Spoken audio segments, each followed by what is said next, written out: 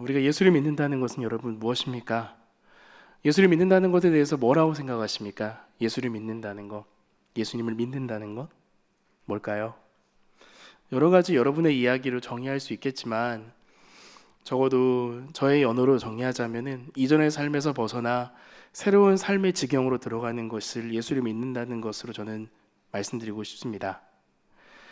이전에 바라던 세상의 가치관과 삶의 목표를 넘어선 이제는 예수 그리스도가 삶의 주인이면서 내 가치가 되시는 그분이 기뻐하시는 삶의 모습이 나의 삶의 모습이 되는 것, 그것이 바로 예수 그리스도를 믿는 것이 아닐까요?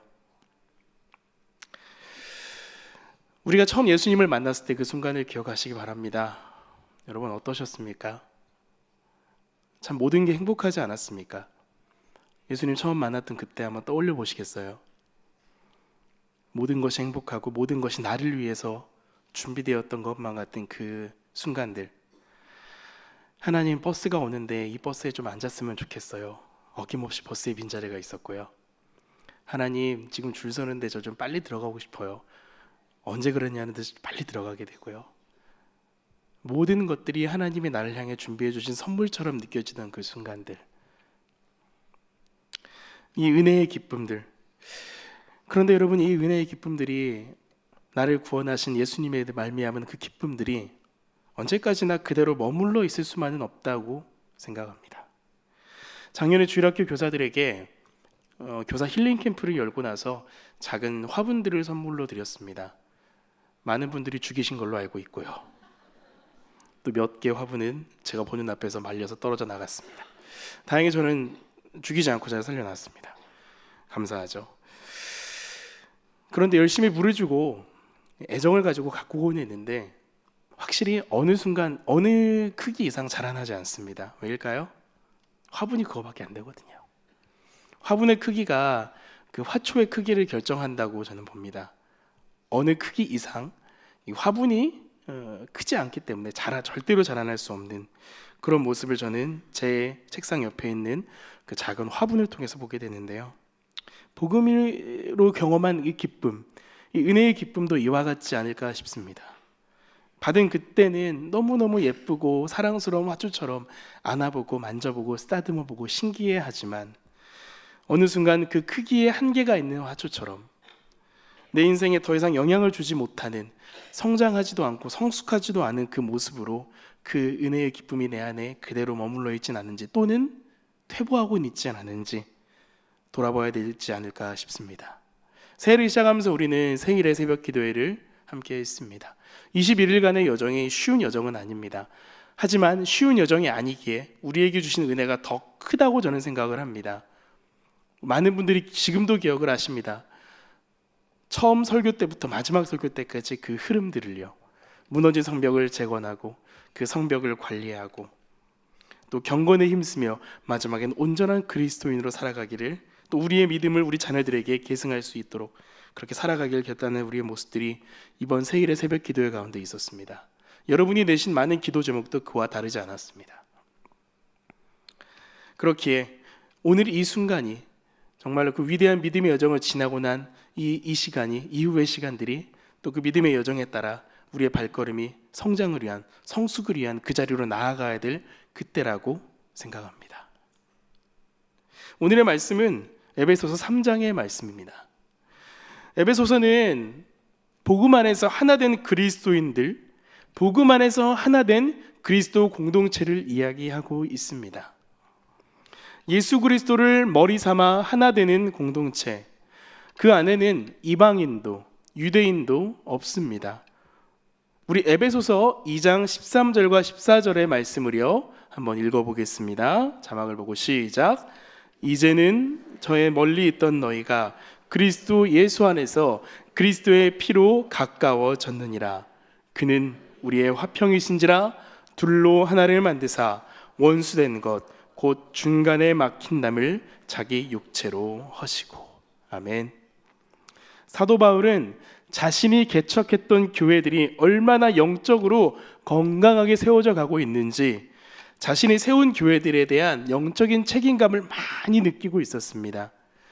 그 중에 에베소 교회는 바울이 더 많이 아끼고 더 많이 사랑했던 장자와 같은 교회였습니다. 이 에베소 교회의 대다수의 구성원들은 이방인들이었고요. 소수의 유대인들이 그와 함께 신앙생활을 하던 공동체였습니다. 그 어느 교회보다 에베소 교회는 부흥하던 교회였습니다. 영적으로 강한 공동체였습니다. 은혜 안에서 강하던 공동체가 바로 에베소 교회였습니다. 또한 그 어떤 초대교회보다 예수 그리스도 안에서 강한 연대감을 느끼던 교회였습니다. 자기들의 문화적, 인종적, 언어적 차이를 가볍게 뛰어넘어 버리는 복음의 은혜, 그 은혜 앞에 그들은 그리스도 앞에 참되게 살아가고자 애쓰고 있었습니다. 다 아시는 요한계시록의 7교회에 대한 이야기 가운데에서 에베소 교회는 그들의 행위와 수고와 인내를 칭찬받고 있었습니다. 그만큼 에베소 교회는 바울에게도 초대 기독교 사회에서도 매우 주목받던 교회였다는 것이죠. 그 주목받았던 그 이유가 바로 무엇입니까? 방금 우리가 읽었던 그리스도 예수 안에서 온전히 하나된 교회라는 그 사실인 것입니다. 하나된 교회, 이제 그 교회를 향하여서, 그리고 우리들을 향하여서 사도 바울은 그리스도의 사랑 안에서, 그들을 하나 되게 하신 그리스도 안에서, 십자가 안에서 이제 연합을 넘어선 성숙하기를 요구하고 있습니다. 복음을 듣고 그 길을 돌려서 하나님 아버지의 그 나라를 바라보며 살아가는 이 세상을 역행하는 그리스도인들을 향하여서 이제 너희가 방향을 바꾸었으니 이제는 너희가 성숙해야 될 때가 바로 지금이다라고 이야기하고 있다는 것이죠. 바로 그리고 그 이야기를 지금 바울은 기도를 통하여서 그들에게 대신하고 있다는 것입니다. 첫 번째로 14절과 15절 말씀을 제가 읽어보겠습니다. 눈으로 따라오시기 바랍니다. 이러므로 내가 하늘과 땅에 있는 각 족속에게 이름을 주신 아버지 앞에 무릎을 꿇고 비노니. 아멘. 여기서 이러므로라는 접속사가 나왔다는 것은 앞에 분명히 내용이 있다는 것이겠죠. 여기서 앞에 내용은 2장 11절에서 22절까지의 말씀을 받고 있습니다. 바로 이방인과 유대인, 유대인과 이방인의 연합에 관한 이야기라는 것입니다. 연합에 관한 이야기, 앞에서도 이야기했던 것처럼 연합 이후의 성숙을 말하고 있기 때문이죠. 연합을 말합니다. 자, 연합은 말입니다, 기계적인, 어찌 보면 그 묶음 안에 하나로 묶어버리면 연합됐다고 할 수 있겠지요. 하지만 성숙함이 전제되지 않은 연합은 언제든지 풀어질 수 있다는 것입니다. 준비되지 않은 연합, 끈끈하게 맺어질 수 없는 공통분모가 없는 연합은 언제든지 희미해질 수밖에 없다는 것을 우리는 알고 있습니다. 그렇기에 바울은 이 순간 그들에게, 연합된 그들에게 성숙을 요구하며 첫 번째로 부탁하는 것이 바로 이것입니다. 바로 무릎 꿇고 기도하라는 것입니다. 무릎을 꿇으라는 것입니다. 제가 사진 하나를 보여드리겠습니다. 많이 보신 사진일 거예요. 보여주시겠습니까? 제가 한국교회 부흥운동을 신대원에서 공부하면서 여러 가지 내용들을 또 접하고 스스로 또 관심이 많아서 보는 가운데 아주 유명한 사진이죠. 이 사진을 보는, 저는 이 사진이 굉장히 기억에 많이 남습니다. 이 사진은 서울의 청계천에 있는 빈민가에 있던 교회에서 한 어머니가 아이를 업고 기도하는 사진을 일본인 선교사가 찍었다고 하는 그 사진입니다. 무릎 꿇은 어머니 보이시죠? 뭔가 무릎을 꿇고 있는데 어떻게 꿇고 있습니까? 편하게 무릎 꿇은 게 아니라 정말로 간절하게 뭔가 부르짖으며 뭔가를 원하고 있는 그 무릎 꿇음, 그냥 제가 딱히 설명을 드리지 않아도 눈에 보이지 않습니까? 그리고 이분의 등에는 누가 있나요? 아이가 엎여 있고요. 그 앞에는 누가 있습니까? 그 엄마의 자녀 같죠. 아이 같죠. 엄마의 무릎 꿇은 것 앞에서 자기도 저는 무릎을 꿇은 것처럼 보입니다. 무릎을 꿇고 같이 엄마 앞에, 그 앞에 앉아 있습니다. 한국교회의 부흥, 한국교회의 성숙이 무르익던 시기라고 저는 생각합니다. 바로 이 사진에서처럼 자녀들을 데리고, 하나는 등이 없고 다 큰 아이는 앞에 함께 무릎 꿇려 부르짖던 성도들의 기도, 거기에서부터 신앙의 성숙은, 연합 이후의 성숙은 시작되고 있다고 저는 봅니다. 오늘날은 의자 생활이 익숙하지요. 우리가 앉아있는 이 사랑홀도 의자가 대부분이기 때문에 당연히 의자에 앉아서 기도하는 것이 익숙합니다. 그렇게 무릎을 꿇고 기도하는 그 모습은 어떤 집회를 가거나 특별히 산상기도를 가거나 수련회를 가지 않고서는 참 보기 어려운 광경 중에 하나입니다. 저는 어떤 육체적인 어떤 행위를 강조하는 것은 사실 아닙니다. 하지만 여러분 얼마나 하나님 앞에 절실하게 기도하고 계십니까? 라는 질문을 드리고 있습니다. 성숙한 그리스도인으로서 복음 안에서 연합한 하나의 공동체가 주님 앞에 성숙하여 가길 원하시나요? 성숙하여 가길 원하신다면 이 복음의 기쁨을 더 깊이 누리며 마음속에 그 기쁨이 날마다 샘솟아나길, 더 커져가길 원하시나요? 그렇다면 여러분의 무릎이 주님 앞에 더 굽혀져야 될 줄 믿습니다. 고대 그리스인들, 히랍인들에게 무릎을 꿇는다는 사실은 무엇을 의미하느냐? 자유인에게는 어울리지 않는 행동, 노예나 하는 행동이었던 것입니다. 야만인이나 노예들이나 무릎을 꿇지 자유인은 무릎을 꿇지 않는다고 그들은 생각하고 있습니다. 내가 자유인인데 내가 왜 무릎을 꿇어야 되지? 맞습니다. 하지만 무릎을 꿇는다는 건 다른 방법으로, 다른 뜻으로 우리의 자유를, 우리는 분명히 자유인이에요. 하지만 우리의 자유를 우리의 하나님 아버지께 다시 돌려드린다는 의미에서 무릎을 꿇는다는 것은 하나님 앞에 절실함을 보이는 우리의 행위이기도 합니다. 우리의 소욕과 욕망을 반납하고 하나님이 주신 새로운 자유와 소망을 누리는 것, 우리가 가지고 있던 작은 자유를 주님 앞에 반납하고 하나님이 주신 더 큰 자유와 소망을 누리는 것, 그것이 바로 무릎으로 기도하는 그리스도인의 삶이며 성숙하기 위한 공동체의 모습이라는 것을 잊지 마시기 바랍니다. 히브리어로 축복이란 단어는 바라크입니다. 바라크는 축복이란 단어입니다. 이 바라크 안에는 축복 이외에 무릎을 꿇다라는 의미도 들어 있습니다. 여러분, 축복과 무릎 꿇음이 같은 단어라는 게 굉장히 낯설지 않으십니까? 주님 앞에 무릎 꿇는 것이 우리 인생의 복입니다. 주님 앞에 무릎 꿇을 수 있다는 것이 우리 인생의 축복이라는 것을 기억하시기 바랍니다. 히브리어로 무릎은 힘을 상징하기도 해요. 우리가 하나님 앞에 무릎을 꿇는다는 것은 우리가 축복으로 나아가는 길임 동시에 하나님 앞에서 나의 힘을 굽히는 시간임을 기억하시기 바랍니다. 사랑하는 여러분, 성숙하고 싶으세요? 사랑하는 여러분, 주님 앞에 무르익은 신앙 갖기 원하세요? 고상하게 기도하지 않으셨으면 좋겠습니다. 때로는 무릎 꿇고 주님 앞에 통곡하며 간절함을 구하는 우리 인생이 되길 소망합니다. 육신이 허락하지 않아서 무릎을 꿇지 못하시는 분들 분명히 있는 줄 압니다. 괜찮습니다. 그렇다면 우리들의 삶의 무릎을 꿇어야 되겠죠. 하나님 앞에서 힘을 빼는 것, 하나님 앞에 우리의 힘을 빼고 그분이 우리의 무릎을 쳐서 꿇리시는 것 경험하는, 또 그로 말미암아 우리의 삶에 행하실 하나님의 일들을 잠잠히 바라보며 우리의 일상을 주님께 맡겨드리는 것, 우리들의 무릎이 주님 앞에 드려지는 우리의 인생이 되길, 올 한 해가 되길 주님의 이름으로 축복합니다. 두 번째 16절을 한번 같이 읽어보겠습니다. 16절입니다. 시작. 그의 영광의 풍성함에 따라 능력으로 강건하게 하시오며. 아멘. 성숙을 향한 열망, 바로 두 번째는 성령의 능력을 경험하는 것입니다. 뭐라고요?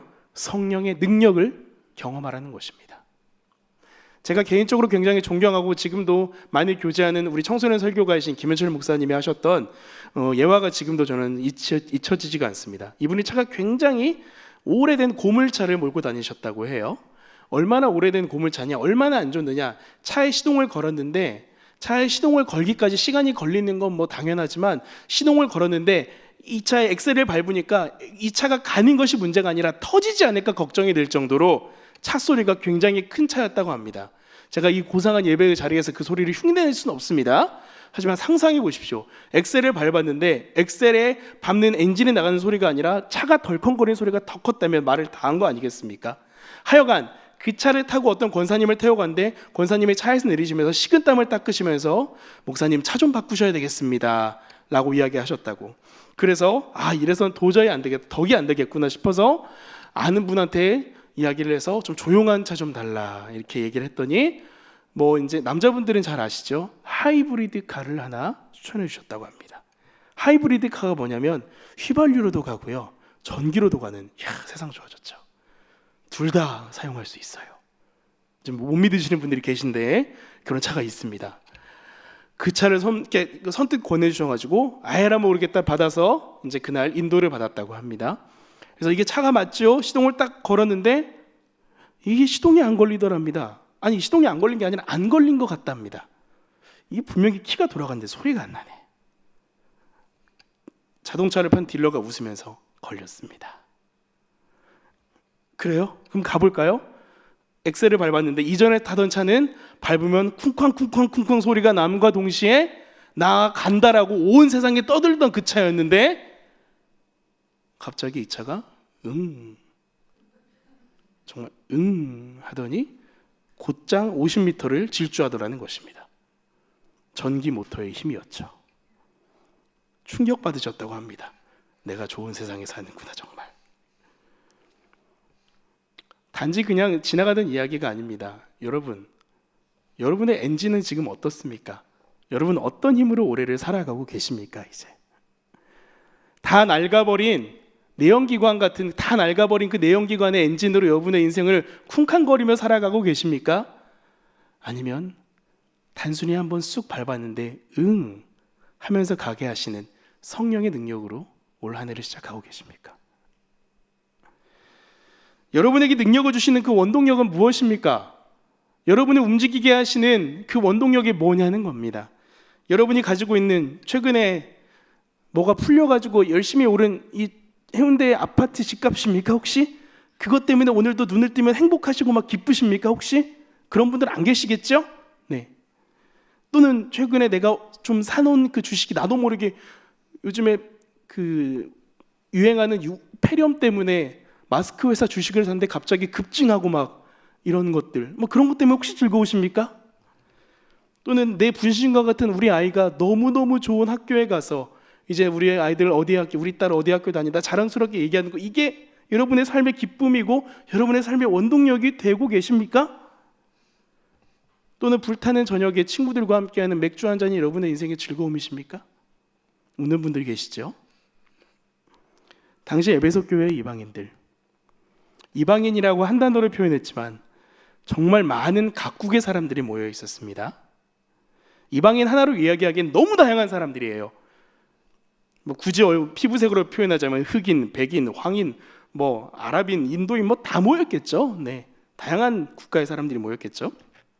거기에 유대인까지 정말 교회 안에 모여 있는데 정말 수십 가지의 언어가 들려오는 그런 현상 있었지 않았겠습니까? 각자의 문화와 언어, 인종이 다른 그들인데 그들이 바라고 소망하고 기뻐하고 즐거워했던 원동력 역시 각자 다양했을 것입니다. 하지만 사도 바울은 그들을 향하여서, 적어도 그리스도 안에 모인 그들을 향하여서 오직 하나, 성령으로 말미암아 그분의 영광의 풍성함으로 말미암아 그들의 속사람이 강건해질 것을 기도하고 있는 것입니다. 복음서에 나왔던 제자들 기억하시죠? 마태, 마가, 누가, 요한복음에 나왔던 예수님의 12제자들, 예수님의 12제자들이라고 하니까 이야, 제자들인가 보다 하지만 성경을 깊게 읽어보시면, 아니 깊게 안 읽어도 보이지 않습니까? 그들이 제자로서의 삶을 과연 살았냐는 거죠. 아니요. 그들은 겁쟁이에, 거짓말쟁이에, 허풍선이에, 엄마를 의지하던 정말 의지박약한 사람들의 모습을 전형적으로 보여주던 제자들이었습니다. 예수님을 옆에서 보고 함께 다니고 있음에도 불구하고 끊임없이 의심하며 나약한 인생을 살아가던 그들이었지만, 오순절 마가가 다락방 그곳에 임하신 성령님으로 말미암아, 그들이 경험한 그 성령님의 능력으로 말미암아 그들의 인생은 180도 변해버렸습니다.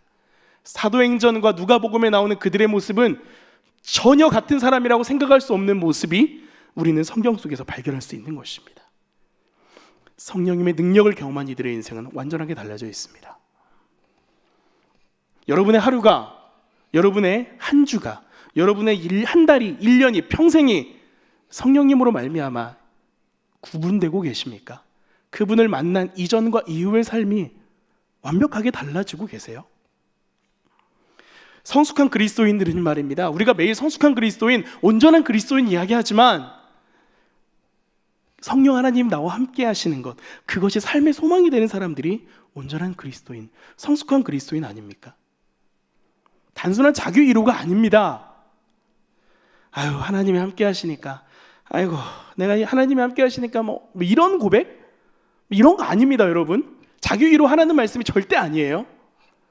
지금 에베소서를 쓰고 있는 바울의 상황이 어떤지 혹시 여러분 아십니까? 아시죠? 옥중서신, 에베소, 골로새서, 빌립보서, 빌레몬서, 에골빌빌, 빌빌거리던 바울의 모습, 이 감옥 안에서 바울은 이 서신을 쓰고 있어요. 언제 죽어도 이상하지 않은 감옥의 절망의 상황 앞에서, 곧 죽어도 이상하지 않은 내 인생 하나, 내 목숨 하나 챙기기에도 이상하지 않은 그 상황 앞에서 바울은 지금 믿음의 동역자들을 기억하면서 그들을 격려하며 편지를 쓰고 있다는 거예요. 빌립보서 4장 13절은 이렇게 말합니다. 우리가 잘 아는 말씀이죠. 한번 읽어보겠습니다. 시작. 내게 능력 주시는 자 안에서 내가 모든 것을 할 수 있느니라. 아멘. 감옥의 상황 앞에서 내게 능력 주시는 그분으로 인하여서 나는 모든 것을 할 수 있다라고 고백합니다. 내게 능력 주시는 그분, 지금도 옆에 계시며 지금도 나와 동행하시며 나를 위로하시며 힘을 북돋아 주시며 격려하시는 그분이 바로 성령 하나님이시라는 거예요. 오래된 자동차처럼 여러분 죽는 소리 내면서 겨우 가실 거예요?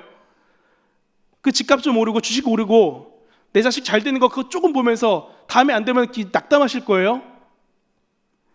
아니면 새로운 동력원을 가진 새 차처럼, 그 놀라운 하이브리드 차처럼 힘있게 여러분의 삶에 엑셀을 밟으시진 않겠습니까? 올 한 해 여러분의 신앙이 성숙하고 있다는 바로미터는 바로 여기에 있어요. 내가 성령님으로 인해서 힘을 얻고 있는지 그렇지 않은지라는 것입니다. 사랑하는 여러분에게 성령님이 주신 놀라운 능력이 경험되어지는 한 해 되길 주님의 이름으로 축복합니다. 마지막 세 번째입니다. 18절 말씀을 함께 읽어보겠습니다. 18절입니다. 시작. 능히 모든 성도와 함께 지식에 넘치는 그리스도의 사랑을 알고. 아멘. 사실 이 부분은 17절에서 19절까지의 석절에 해당하는 내용입니다. 17절에서 뿌리라는 단어가 등장하고 있어요. 19절에는 너비와 길이, 높이, 깊이라는 단어가 등장합니다. 자, 뿌리라는 단어는 뭐가 생각나십니까? 나무가 생각나죠. 나무입니다. 19절의 단어들, 너비와 깊이, 높이, 깊이, 집을 말할 때 측량하는 어떤 수단 아닙니까? 공간을 이야기할 때. 바울은 에베소서를 통해서 끊임없이 교회에 대해서 주 안에서 연결되어 성전이 되어간다고 이야기합니다. 예수 그리스도를 머리 삼아서 각자의 지체가 연결되어 있다고 말합니다. 또한 요한복음에서 역시 예수님은 우리들을 향하여서 예수님에게 연결된 가지라고도 말씀하시죠. 나는 포도나무요 너희는 가지라고 말씀하십니다. 그렇게 여러분, 우리는 연결되어 있는 사람들이라는 겁니다. 주 안에서 예수 그리스도를 머리 삼아서 모두 연결되어 있는 지체들이라는 거예요. 따로 떨어져서 살아있을 수 없는 존재들이라는 것입니다. 여기에 우리를 향한 성숙의 마지막 권면이 등장합니다. 바로 공동체와 함께 그리스도의 사랑을 경험하라는 것입니다. 무엇과 함께요? 공동체와 함께. 우리 교회 공동체와 함께. 오늘날 교회 안 다니고 예수 믿는다는 사람들 누군지 아시죠? 가나안 교회 성도들입니다. 바꾸면, 거꾸로 하면 안나가 교회. 안나가 교회 사람들이죠. 내가 예수를 믿는데 교회는 꼬라지는 도저히 못 참겠어. 교회 안 나가렵니다. 그래서 매주 다양한 교회들의 설교를 인터넷으로, 유튜브로 찾아 들으시면서 은혜 받으시면서 혼자 신앙생활 하시고 혼자 고민하시는 분들, 잠깐의 트렌드라고 생각했지만은 제가 볼 때 이들은 트렌드가 아니라 어떤 현상이 아니라 사실은 병입니다. 이것은 이들은 교회 공동체에 속하지 않으려고요. 왜일까요? 안 속하면 편하거든요, 여러분. 조금 큰 교회 가면은 이런 단어가 있어요. 안개라는 단어가 있습니다. 안개. 안개는 보이긴 하는데 잡히지가 않아요. 또 가까이 가면 어디 가는지 사라져요. 예. 큰 교회 가면 안개와 같은 사람들이 굉장히 많아요. 그래서 큰 교회 막 예배 사람 엄청 많은 것 같이 보이시죠? 근데 가까이 가보면은요, 몇 명 안 돼요. 안개와 같이 사라져 있어요. 굳이 교회를 안 나가고요, 아니면 그냥 내가 설교만 잠깐 듣고 와도 그냥 나의 영적인 충족이 이루어진다라고 생각하는 거죠. 말씀을 듣고, 설교 듣고 은혜 받고, 너무 좋아, 이런 거 정도로 성도임을 확인하는 게 성도라면 사실 우리는 이 자리에 있을 필요가 있습니까? 없습니까? 없습니다. 그냥 좋은 카메라 앞에 놓고요, 제가 여러분에게 화면으로 이렇게 보여드리면 돼요. 얼마나 좋아요, 요즘 카메라. 더 중요한 것은 이런 말씀을 듣고 결단하는 것을 넘어서서 그 결단 가운데 함께 나누며 희노애락을 함께할 그 공동체가 우리의 삶에, 우리의 신앙의 성숙에 필수적인 요소라는 것을 바울은 기도를 통해 고백하고 있다는 것입니다. 세상이 편리해질수록 우리들의 시간과 마음을 빼앗아는 것들이 진짜 많습니다. 왜 주일학교 애들이 요즘 교회 안 오는지 아세요? 주일학교 애들이 요즘에 교회 안 오려고 하는지 아세요? 교회 안 와도 재밌는 게 엄청 많거든요. 뭐하러 교회 와요? 애들은 뭐 누구랑 얼굴이랑 얼굴로 대화하는 게 얼마나 피곤한지 아세요? 얘네는 그렇게 안 합니다. 그냥 텍스트와 텍스트로, 화면과 화면으로, 폰과 폰으로 이야기합니다. 그게 재밌고 편하거든요. 즐거워도 크크크크, 슬퍼도 크크크크, 좋아도 크크크크, 놀라도 크크크크. 뭔지 아시죠? 굳이 교회 따위에 와서 시간과 어떤 그 시간을 빼앗길 필요가 없는 겁니다. 그래서 교회에서 뭔가 재밌는 일을 해가지고 애들을 정착시키려고 하는 거는요, 죄송하지만 다 실패합니다. 그거는 계속 더 재밌는 걸 만들어줘야 되거든요. 교회는 그런 곳이 아닙니다. 교회는 재밌는 곳이 아닙니다. 한 목사님이 이런 얘기를 하시더라고요. 교회가 재밌으려면 에버랜드를 가지고 왜 교회에 오겠냐. 맞습니다. 교회는 재미만을 위해서, 어떤 공동체라는 것이 재미만을 위해서 존재하는 것이 아니죠. 또 교회라는 그 공동체가 힘든데 굳이 내가 와야 돼? 하지만 와야 될 필요가 있는 것입니다. 세상이 줄 수 없는 교회만이 가진 놀라운 기쁨과 즐거움은 바로 이 공동체 안에서 이루어지기 때문입니다. 왜 초대교회 성도들이 말씀을 듣고 성찬을 함께 떡을 나누며 삶을 교제했을까요? 각자의 결이 다른 삶의 모습에서 각자의 수많은 원함과 각자의 수많은 욕망들이 있지만 그것을 주님 앞에 내려놓고 함께 모여서 하나님 앞에서 하나됨을 서로 고백하며 나눌 때, 그때 진정한 연합과 기쁨을 누리고, 그것이 바로 제국의 상대, 로마 제국에 상대할 수 있었던 예수 그리스도 하나님 나라를 가지고 살아갈 수 있었던 그들의 힘이었기 때문이에요. 사랑하는 여러분, 홀로 계시지 않길 바랍니다. 공동체가 여러분에게 늘 기쁨만 줄 수는 없어요. 상처도 주기도 합니다. 하지만 여러분, 그것은 평생을 걸쳐서 함께 있는 가운데 굴곡이라고 생각하시기 바라요. 이 공동체가 주는 여러분을 향한 그 다할 수 없는 그리스도 안의 기쁨들, 물론 그러기 위해서는 예수 그리스도로 말미암아 연합되어야 됩니다. 다른 것으로 연합돼서는 안 됩니다. 홀로가 아닌 함께 예수 그리스도를 경험하며 그분의 인도함을 받는 것만큼 우리를 든든하게 하는 것은 없습니다. 남극에서 펭귄들의 이야기를 아시죠? 보여주시겠어요? 영하 50도가 되는 40도가 되는 펭귄들이 왜 얼어 죽지 않고 살아남는 이유 아시죠? 허들링이라는 겁니다. 허들링. 영어로 허들링이라고 해요. 제가 그 사진을 보여드리면 약간 좀 이렇게 너무 막 번잡스러워가지고 그림으로 단순한 걸 보여드리는데, 서로 모여가지고 뱅글뱅글 돕니다. 다 딱 붙어가지고. 그래서 가장 밖에 있는 애는 계속 가운데로 들어가고요, 안에 있는 애는 점점 밖으로 나와요. 이게 서로 돌면서 서로 순환해요. 안 얼어 죽어요. 영하 50도, 40도가 되는데도 얼어 죽지를 않습니다. 왜요? 서로가 있기 때문에. 서로가 함께하기에. 여러분에게 해운대 제일교회는 어떤 의미이십니까? 나 이노모 교회 내가 진짜 오랫동안 다녀서 그렇지, 안 그랬으면 진작에 나갔다 내가 이거. 이런 거 아니죠? 내가 진짜 우리 가족이 다니는 것만 아니면 내가 이거 당장에 때려치고 내가 다른 데로 가는 건데. 여러분에게 해운대 제일교회는 어떤 의미입니까? 여러분에게 이 교회 공동체를 주신 하나님의 뜻은 무엇일까요? 단언컨대 우리 교회 공동체 정말 건강한 공동체입니다. 제가 목사로서 여러 교회를 가봐서 알잖아요. 폄하하는 게 아니라 저희 교회 참 건강한 공동체입니다. 여러분에게 허락하신 이 신앙 공동체를 통하여서 여러분의 올 한 해 신앙이 더 주님 앞에 성숙되어지시길 바랍니다. 날마다 기쁠 수는 없어요. 날마다 힘들지만은 않을 거예요. 하지만 그 속에서 우리를 자라나게 하실 하나님을 기대합시다. 우리 세 가지를 이야기했습니다. 첫 번째로 그분의, 제가 얘기해놓고도 까먹네요.